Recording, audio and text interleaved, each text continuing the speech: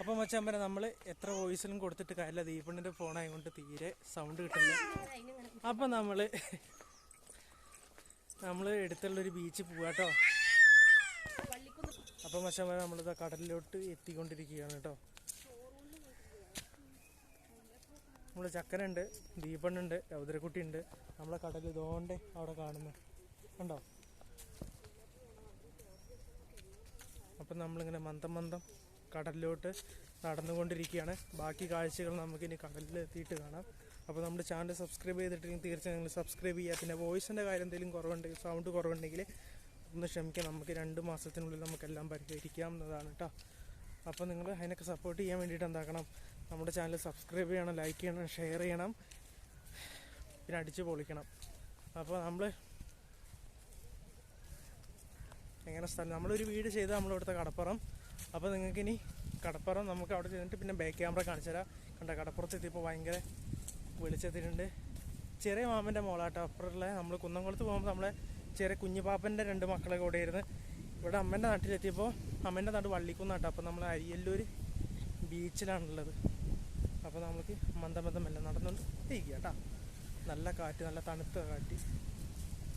അപ്പോൾ ഇവിടെ വന്നു കഴിഞ്ഞാൽ നമ്മൾ വയനാട്ടിൻ്റെ കടലൊന്നും ഇല്ലല്ലോ. അപ്പോൾ ഇവിടെ വന്നു കഴിഞ്ഞാൽ കടൽ കാണാമെന്ന ഒറ്റ പ്രതീക്ഷ കൊണ്ട് വരുന്നതാണ്. അപ്പോൾ നമ്മളിതാ കടൽ കണ്ട ബാക്കിൽ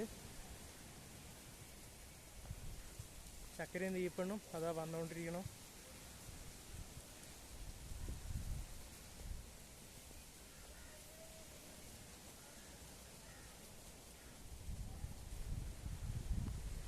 മേലേക്ക് നോക്കിയത് തെങ്ങുണ്ട്. ഇനി വല്ല തേങ്ങയും തലയിൽ വീണ് അതിൻ്റെയും കൂടിയും കുറവുള്ളൂ. കണ്ടോ അസ്തമയം ആവാറായിട്ട് സൂര്യൻ്റെ. ചക്കരയും ദീപണ്ണും അതാ വരുന്നുണ്ട്. അതേക്കാലെ അവർ വരുന്നുണ്ട്. അവർ കഥക്ക് നമ്മളെ രൗദ്രക്കുട്ടീനെ ആദ്യമായിട്ടാട്ടോ ബീച്ചിലേക്ക് വരുന്നത്. കുട്ടി ഉണ്ടായതിൻ്റെ ശേഷം ആദ്യമായിട്ടാണ് ബീച്ചിലേക്ക് വരുന്നത്. കണ്ടോ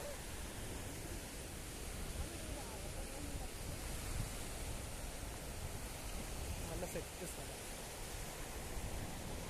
അപ്പോൾ തിരമാലയ്ക്കൊന്ന് ചെറിയ ശമനം ഉണ്ട് കേട്ടോ. ആദ്യം അന്ന് വരുമ്പോഴൊന്നും തിരമാല നല്ല ശക്തിയിലുണ്ടായിരുന്നു. പിന്നെ ആ ഭാഗത്താണ് നമ്മളെ കടലുണ്ടി പുഴയും കടലും കൂടി സംഗമിക്കുന്ന സ്ഥലം കേട്ടോ.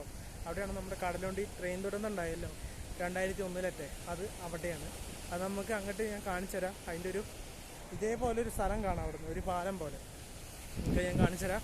അപ്പോൾ നമ്മുടെ വീഡിയോസ് നിങ്ങൾക്ക് ഇഷ്ടപ്പെടുന്ന തീർച്ചയായും സബ്സ്ക്രൈബ് ചെയ്യുക, ലൈക്ക് ചെയ്യുക, ഷെയർ ചെയ്യുക, അടിച്ച് പൊളിക്കുക. നമ്മളെ കൊണ്ട് പറ്റാവുന്ന പോലെ നമ്മൾ വീഡിയോ നിങ്ങൾക്ക് മുന്നിൽ എത്തിച്ച് തരുന്നതാണ് കേട്ടോ. നടക്കാൻ പറ്റണില്ല. അപ്പോൾ ഞാനിപ്പോൾ എന്തിനാണ് വരുന്നത് വെച്ചാൽ ഇവിടെ കണ്ടോ തിരമാല ഇങ്ങോട്ട് വരാണ്ടിരിക്കാൻ കുറേ കണ്ടിട്ടുണ്ട്. നല്ല സെറ്റ് സ്ഥലം കേട്ടോ.